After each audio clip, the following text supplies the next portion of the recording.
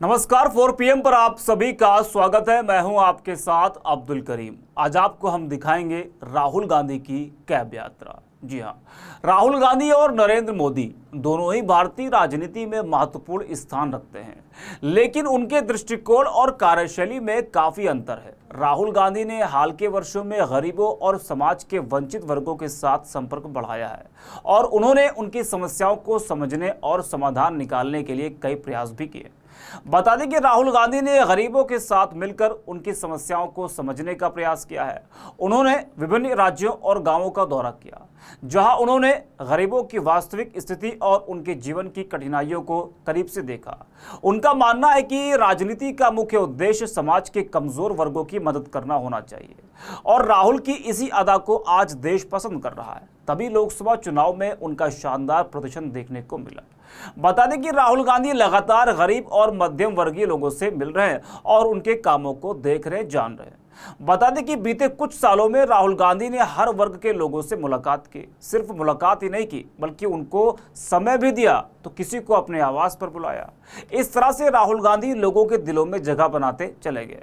बता दें कि अब राहुल गांधी ने कैब यात्रा की और कैब ड्राइवर से उसका हालचाल जाना, उसके परिवार से मिले भी और साथ में खाना खाया।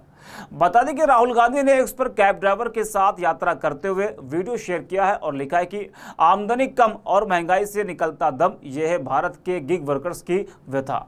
सुनील उपाध्याय जी के साथ एक उबर यात्रा के दौरान चर्चा में और फिर उनके परिवार से मिलकर देश के कैब ड्राइवर्स और डिलीवरी एजेंट्स जैसे गिग वर्कर्स की समस्याओं का जायजा लिया। हैंड टू माउथ इनकम में इनका गुजारा तंगी से चल रहा है, न कोई बचत और न ही परिवार के भविष्य का आधार। इनके समाधान के लिए कांग्रेस की राज्य सरकारें ठोस नीतियां बनाकर न्याय करेंगी और इंडिया गठबंधन पूरे संघर्ष के साथ इसका देशव्यापी विस्तार सुनिश्चित करेगा। बता दें कि कैब ड्राइवर ने राहुल गांधी को बताया कि 5 साल से कैब चला रहा हूं, पहले कंपनी में जॉब करता था, फिर जब से शादी हो गई तब से कैब चलाता हूं। 2-2 दिन तक लगातार कैब ही चलाता रहता हूं। पहले जब सीएनजी 30 रुपए थी तब भी कैब इसी रेट से चलता था और अब 95 रुपए हो गए, फिर भी वही रेट में चल रही है। 2011-12 में कैब का बहुत बढ़िया काम चला। उस समय तो कंपनी भी 10,000 रुपए दिया करती थी। राहुल गांधी ने अपने आवास पर पहुंचने के बाद उस ड्राइवर को गिफ्ट भी दिए। इसके बाद ड्राइवर ने बताया कि उसे बहुत आश्चर्य हुआ कि राहुल गांधी ने टैक्सी में यात्रा की। ड्राइवर ने बताया कि राहुल गांधी से मिलकर बहुत अच्छा लगा और उन्होंने जो पूछा उसका बेझिझक जवाब भी दिया। राहुल गांधी ने उबर ड्राइवर के परिवार के साथ समय बिताया और खाना भी खाया। लंच करते समय भी राहुल गांधी उनकी समस्याओं के बारे में जानते रहे। टैक्सी ड्राइवर के परिवार में उसकी पत्नी और बच्चे शामिल रहे। इसके बाद अंत में राहुल गांधी ने ड्राइवर के साथ साथ पत्नी और बच्चों को भी गिफ्ट भेंट किए।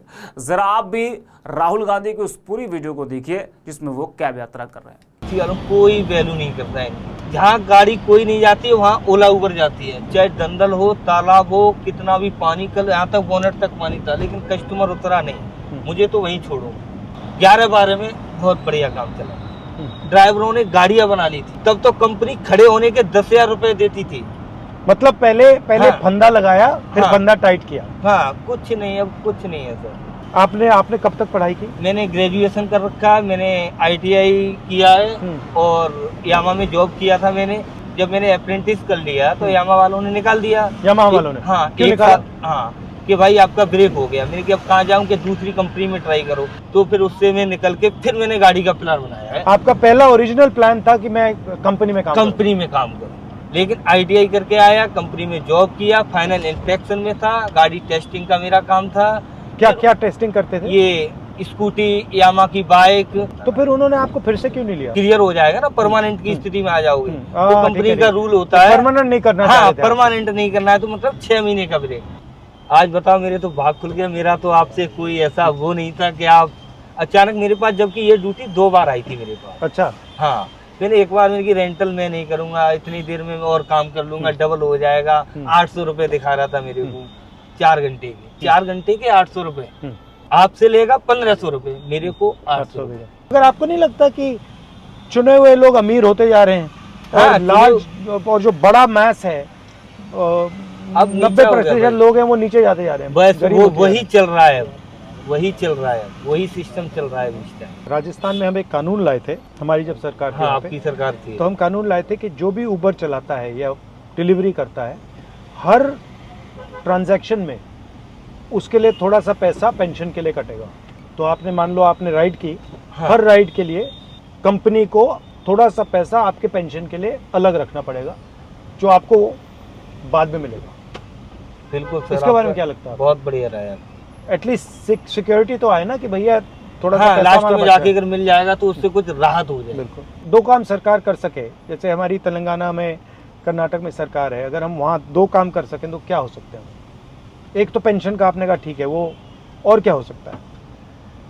एक तो इनका रेट सर सही किया जाए। रेट ठीक किया जाए। हाँ, ठीक है। रेट मतलब इनका पूरा वो निकाल के कैलकुलेशन करने के बाद इनका ये लिखा, हाँ वाकई में इनको कुछ बच रहा है कि वैसे ही रो रहे हैं।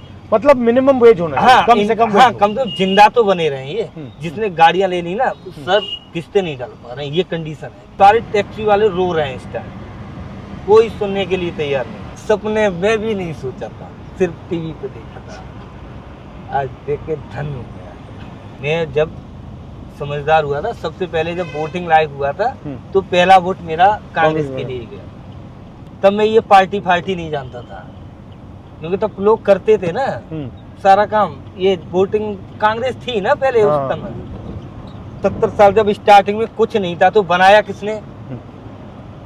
बिल्कुल। अरे ये आजकल जो इतना यहाँ पे शीला दीक्षित थी यहाँ, हाँ। सारे फ्लाईओवर दिल्ली में जो काम है, सारी देन शीला दीक्षित की देन है। सही बात। तो ये कौन बनवा गया भाई? आसमान से तो नहीं गिरे। नहीं, ये कौन बनवा गया? होती है, हमें भी मिलते हैं, राजनीतिक मिलते हैं, गाड़ी में बातचीत होती रहती है। और सबसे अच्छा सीजन कौन सा होता है काम के लिए, कौन सा? वो दिन चले गए, 3 साल से मैं देख रहा हूँ, कोई दिन मेरा 5000 का नहीं आया। अब मैंने कल उससे बोला था वाइफ से, मैंने कि यार अब घर ही चलना पड़ेगा। मैंने कि देख अब कंपनी मेरे बट घर जाओगे तो क्या करोगे? घर जाके वही है कि बच्चों को अपना सरकारी में डाल दो, अपना जो भी है मेहनत मजदूरी खेती बाड़ी जो भी अपना हिस्से में बीघा 2 बीघा आता है करो, कमाओ, और क्या, बस यही है। तो नमस्कार, पापा जैसे लगते हो। ये आपके बच्चे हैं? नमस्कार। हाँ, क्या करती हो तुम? ये बच्चे अच्छा, ये बड़े ठीक चल रहा है? और नाइस टू मीट यू। ये बेटी है, भाई की बेटी है। हाँ। तो देखा सुना आपने। बता दें कि इससे पहले भी राहुल गांधी मोची की दुकान पर गए थे और ट्रक की सवारी की थी। उन्होंने कहा कि देश की जनता की आमदनी कम है और लोगों का महंगाई से दम निकलता जा रहा है। यही भारत के गिग वर्कर्स की व्यथा है। तो राहुल गांधी लगातार ऐसे गरीब और मध्यम वर्गीय लोगों के दिलों में जगह बनाते जा रहे हैं। इसी वजह से आज देश राहुल गांधी को पसंद कर रहा है। इस वीडियो में इतना ही। आप देखते रहिए 4PM।